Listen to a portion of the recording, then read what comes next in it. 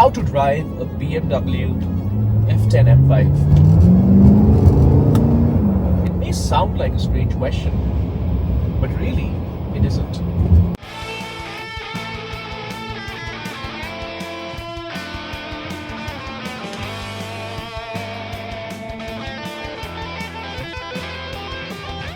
So the F10 M5 was a dream car for a lot of us when it came out. And we couldn't get it back then, but perhaps we can get it now. They have depreciated down, perhaps we have grown up. But the thing is, the world of cars has also changed dramatically. And the F10 M5, though it's a very modern car, it is not similar to a car that you would buy today in 2025. And there are a few things that you need to know in order to get the best out of this car. Because if you are like me, you have been driving much newer cars, much more modern cars, and suddenly you get into this relatively old-fashioned beast.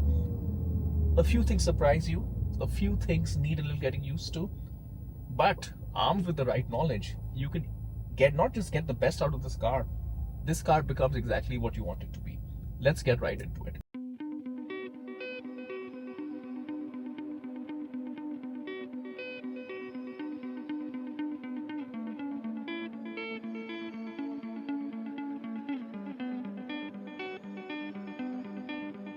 Topic number 1, creep. Not Radiohead's creep, but the matter of navigating car parks and low speeds. This is a DCT gearbox, which means that when you stop the car doesn't move forward by itself. It's not an automatic gearbox that you control the creep using the brake. But there is a cheat code.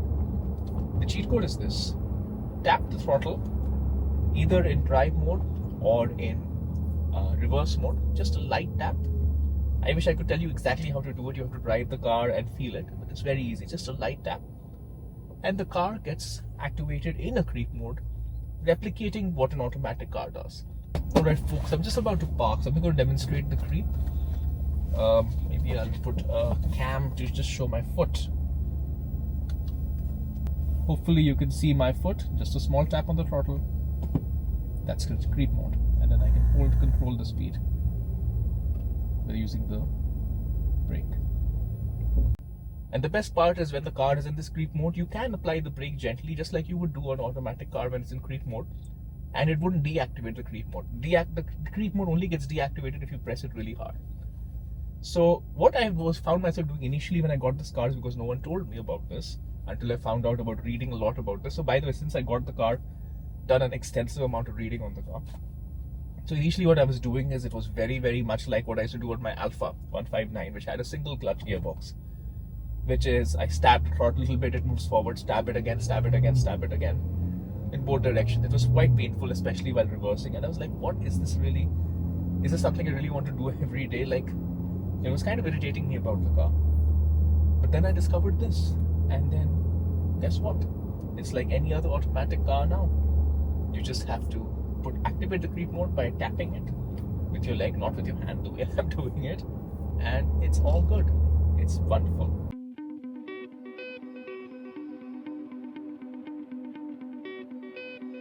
Topic number 2, an important topic, is the matter of driving modes, because more than any other car, I would say the F10 M5 is really sensitive to driving modes, and it is not entirely obvious how to get the best out of it. Now, this is a little different from modern driving modes where you have overall modes for the whole car. So this is not a case where you get a comfort mode, a sport mode, a sports plus mode as such. What you do, which is also rather cool, is that you adjust each of the driving modes individually, each of the parameters individually. The steering, the throttle response, not the engine power, the throttle response. This was a common misconception for a lot of us. And the suspension. In this discussion, I will not comment on the suspension, because what I will say is, I recommend you probably upgrade the OEM suspension to AW V3s. They're considered probably one of the best OEM modifications that you can do. But in any case, suspension damping is very much personal preference. How people like the ride and handling is very personal. So I don't think I can add a lot of value to you anyway, even if I talk about it. So let's talk about throttle response. Let's talk about steering, and of course let's talk about the gearbox, because there are 6 modes for the DCT. Now, as default, the car has 3 throttle responses: efficient, sport, and sport plus. Efficient is designed in a way to be efficient because there are certain nuances in which it doesn't activate some of the anti-lag systems that exist inside the way the engine is designed, and because of that it's more efficient. Because of that, sport is like a very normal mode, and sport plus is basically madness. In terms of gearbox, the 6 modes, and there are 3 manual and 3 automatic modes. For for manual mode, think of it as 3 different speeds. The slowest, which is 1 bar, essentially just makes the car feel like an automatic. It actually artificially slows down the gear shift.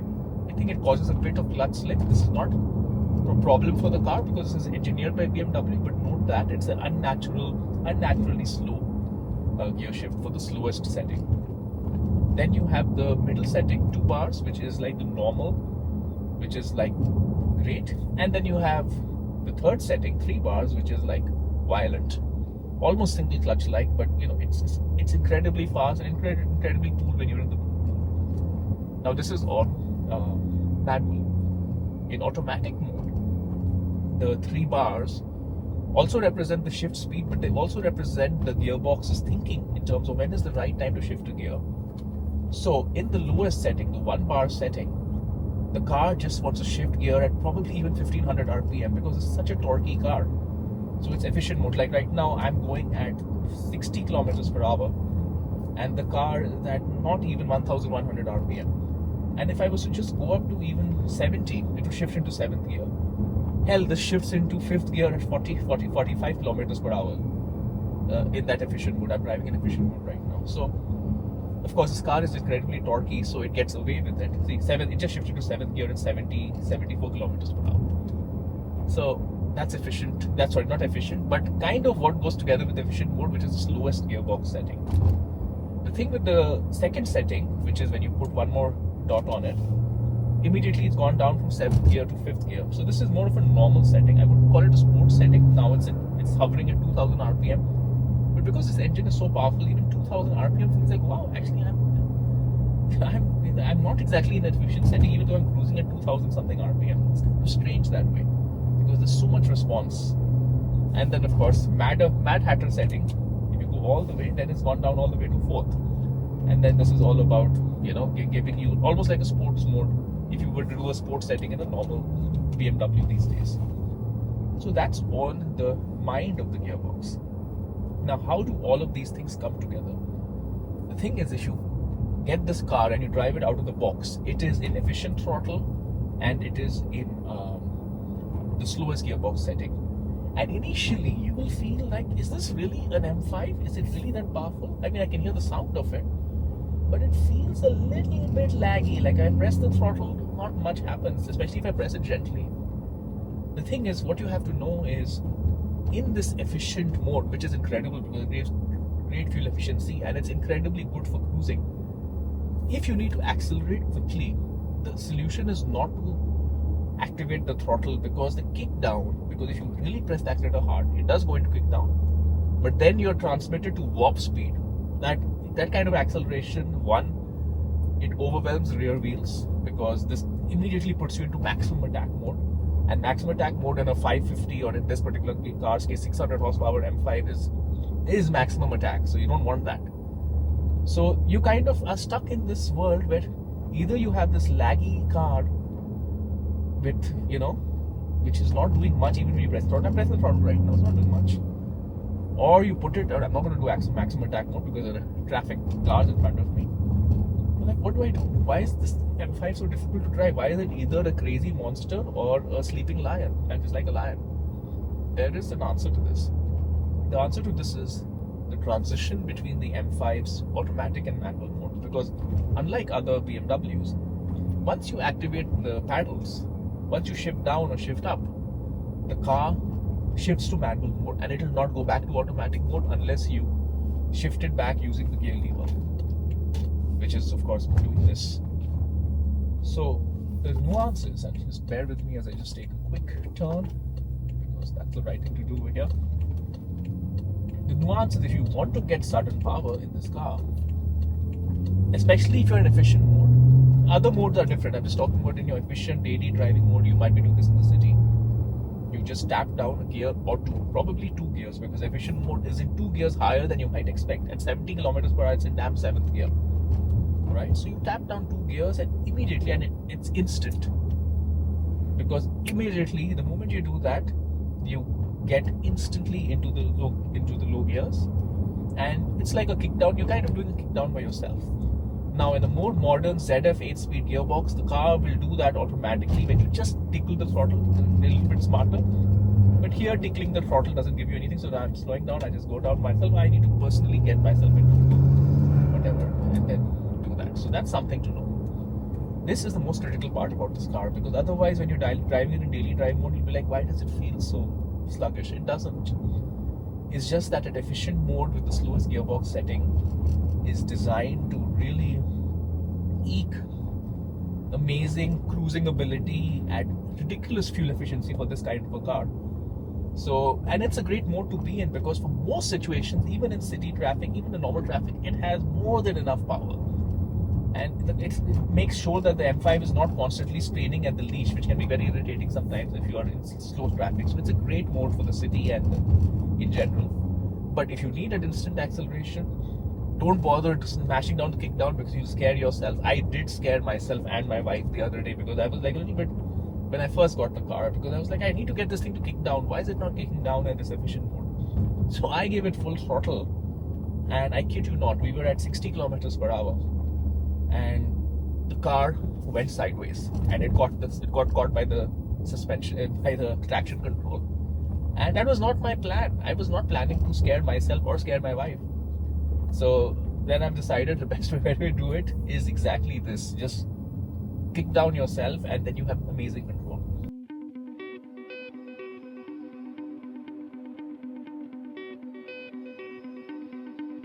So the next bit on the gearbox that I need to talk about is another way to get maximum enjoyment from this car is essentially just drive it like a manual car. So put the gearbox in the middle mode, which I usually like, and put it in manual mode, and just drive it like a manual car. You will not get the fuel efficiency of the efficiency slow speed gearbox mode, but when you drive it in this middle mode like a manual car, it's incredible, because you constantly have the power when you want it. And yeah, it's just, of course, it's not as easy as just putting the car in drive and going, but for me, that is where the M5 shines, right? And even for me, the efficient throttle is even good even here. Like, even when I'm accelerating away from a traffic light, this is the efficient throttle together with the manual control that I have. It's great. And if I have to slow down, and if I have to stop at a traffic light, what I usually do, again, just a tip, is that it depends on my mood. If I'm in a naughty mood, I shift down myself and I'm in manual mode from 4, 3, 2, 1 or whatever. But if I'm not in a naughty mood and I don't want to annoy my co-users of the road next to me, I shift it back into drive mode. Because what happens is, when you shift it back into drive mode, especially the lowest gearbox setting, it doesn't give those blips, those pops and bangs from shifting down. However, if I shift down myself like I'm going to do right now, as I reach a traffic light, then every downshift is accompanied with, can you hear it? 2, and the pop bang, pop bang.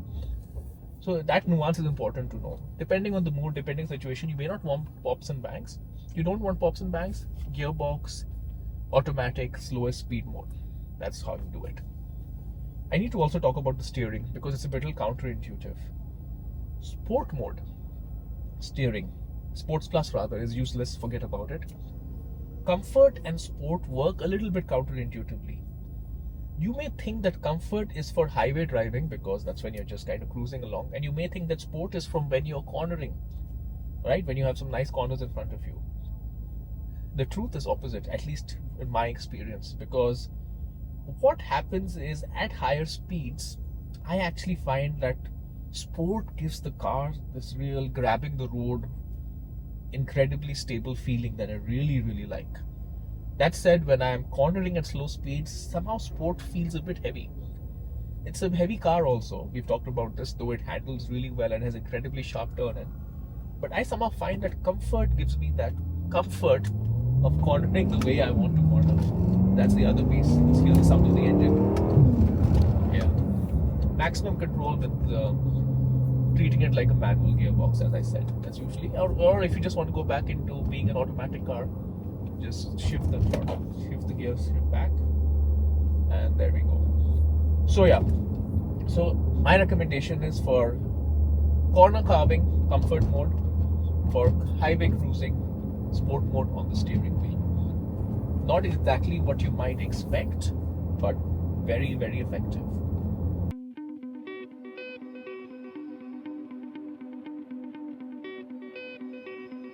Another thing we have to talk about is the M1 and M2 mode buttons. This is of course what the M5 is famous for. What you may not know, which I didn't realize initially, but perhaps you do, is that you get this tachometer so that you can see your revs when you put it in either M1 or M2 mode. You can program it out. It's a cool thing to have, but it's a little bit obstructive, at least for me. Maybe on a racetrack it wouldn't be obstructive, but in the real world I don't enjoy the tachometer. But yeah, it's very cool. Programming M1 and M2 is really, really up to you. What I personally find is, again, just a tip, or at least in the steering wheel, in this M Sport style steering wheel, is that the cruise control button and the M2 button are right next to each other, and these are two things you don't want to mix up. So what I tend to do is I tend to put maximum attack in M1, because going back to this car, especially if you're in efficient mode, right? Either if you want to quickly go into high power mode, you can either shift down a couple of gears, or if you really need all the power, just press the M1 button. It's like a turbocharged button, right? So I put maximum attack in M1 because it's easily accessible, and in M2 I put a more moderate setting depending on what I want, right? And for me, it's your choice. You could put highway setting or whatever. I personally put my slightly lower than maximum attack mode. Let's define. So M1 for me is Sports Plus on the throttle, maximum attack, fastest gearbox setting, maximum attack, and the steering wheel remains in comfort, actually, surprisingly so. And what I put for the other M2 button is kind of a faster speed default setting, which is Sport on the, it's like the Goldilocks setting, Sport on the steering wheel, Sport on the throttle, and middle speed for the gearbox. So that's what I do for M1 and M2.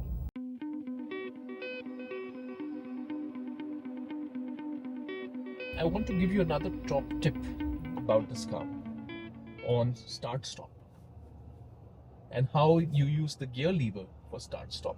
Because the thing is, in this car, when the gearbox is in manual mode, the start stop function is deactivated. It does not start stop. But when the gearbox is in automatic shift mode, it does activate. So remember how I was telling you that you could potentially drive this car like a manual car, you know, but say you want to do that, but still you want to save fuel at the traffic lights, because guess what, at least where I stay, there are a lot of traffic lights, and there's no point of this V8 just idling, and it consumes a lot of fuel while idling. This is the real world discussion after all. So what I do is I drive the car in manual mode, as I'm doing right now. But when I get to a traffic light and I stop, just before getting to the traffic light, going back to the tip on the gearbox, that the gearbox shifts down in a good civilized way when you put it in drive mode. I shift it to drive mode, so the gearbox shifts down in a civilized way, and it goes into start stop. And then when the traffic light turns green, as it's about to, I start off, and then it's initially in that drive mode, which is okay. I'm not looking to do any gearbox Grand Prix here, but I immediately shifted back into manual mode, and I'm back in second gear, and I have all the control that I want. So that's kind of how I navigate the city traffic lights, by shifting it into automatic mode, and then shifting it back into, I don't bother with M1, M2 buttons. I don't need to do all of those theatrical. The gear lever itself is your best friend when it comes to just getting some of this basic stuff done. And the last thing we have to talk about is proper engine warm-up and proper engine cool-down. This is critical for this car, the F10 M5 and its successors, the F90 and the G90. because these cars contain a hot wheel design. I'm not commenting on the G90 since it's a hybrid. I'm just going to talk about the F10 here. The hot wheel design means that the turbocharger is in the middle of the wheel, so it's the better way to get power and torque without lag, but it does lead to some cooling and cool down consequences. So what you need to do in this car is, when you initially start it and drive it, you do not push this car beyond, say, 2,500 RPM even in the initial bit. Now, what do I mean by the initial bit? Let's make this numeric. Let's not give general terms like 5 minutes, 10 minutes. What I do is I have a device that tracks the water temperature in the car. When the car starts, the water temperature is between 40 to 50 degrees. And as the car warms up and it reaches full operating temperature, the water temperature hovers between about, I would say, in the 90s. That's kind of the steady state. So what I do, based on advice from my workshop, the M specialist here, is I wait for the temperature to get up to the 80s, which doesn't take that long, honestly. But before I even start looking at doing anything more than very moderate driving. And of course, once it's in the 90s, I do it properly. So that's basically what I do. What I also do is I monitor the oil temperature, which is here on the dashboard. And I wait for the needle to creep up a little bit beyond. It starts at about 70. I wait for it to creep up a little bit beyond. Maybe, I don't know what the exact number is, but I should perhaps do a screenshot or something later. So that's what I do. That's to warm up the car. And then after that, once you're up to operating temperature, you're in the 90s. For water, you have gone up a little bit on the oil. Then happy days. Cool down. Cool down is not similar, but it's a little bit easier in a way. It's quite simple. Last kilometer or so before you're getting home, maybe kilometer, maybe 2, depending on the traffic. Let's just say the last 5 to 10 minutes before you're getting home. Don't push the car. Do it like you're doing the warm-up. And then, of course, once you stop the car, you will notice that in this particular car, because of the turbochargers in the hot wheel, the fans remain on for a while. So that's something to note about. There's nothing to be afraid of. It's just what this powertrain does. So as long as you just kind of take it easy just before you get home, 5 minutes, 10 minutes, no need to measure it, but just be smart about it, you will be absolutely fine.